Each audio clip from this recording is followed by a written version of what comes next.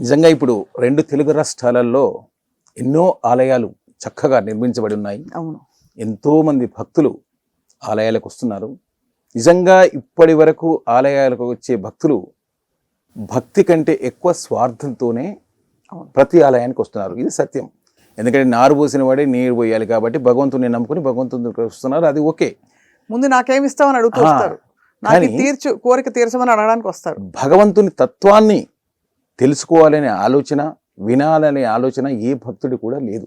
మేము రాబోయే రోజుల్లో మేము మందిరాల తరఫున ఇప్పుడు ఒక తెలంగాణ రాష్ట్రంలో షిరిడి సాయి భక్త ఐక్య వేదిక అని ఒకటి ఏర్పాటు చేసుకున్నాం. దానిలో భాగంగా 2 తెలుగు రాష్ట్రాలలో దీన్ని ప్రతిష్టపరిచి రాబోయే రోజుల్లో ప్రతి సాయి భక్తుడికి బాబా తత్వాన్ని ప్లాన్ చేస్తున్నాం. మైనంపాటి ప్రసాద్ గారు, శ్రీనివాసరావు ఇలాంటి వక్తలు ఎంతోమంది 2 తెలుగు రాష్ట్రాలలో ఉన్నారు. కొద్ది రోజుల్లో ప్రతి గురువారం నాడు ఒక్కొక్క ఆలయంలో బాబా తత్వాన్ని 1 గంట సేపు చెప్పే ప్రయత్నం మా సంస్థ ద్వారా షిరిడి సాయి భక్త ఐక్య ద్వారా ప్లాన్ చేస్తున్నాం. త్వరలో అది స్టార్ట్ చేస్తాం. ఇది ఒకటి, ఇది భక్తులకు.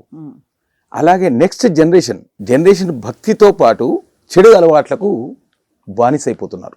అలాంటి కోర్సెస్, పర్సనాలిటీ డెవలప్మెంట్ కోర్సెస్ కూడా ప్రతి సండే బాబా ఆలయంలో ఒక వేదిక ఏర్పాటు చేసి యూత్ను మోటివేషన్ చేసి భక్తి అండ్ చెడు ఆలోచనల నుంచి దూరం చేసే ప్రయత్నం కూడా మేము చేయబోతున్నాం.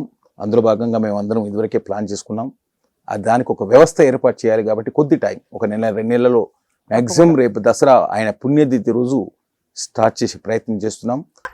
బెదిరింపులతో ప్రజా గొంతుకను నొక్కగలరా? తెలుగువారి మనస్సాక్షి సాక్షి టీవీ.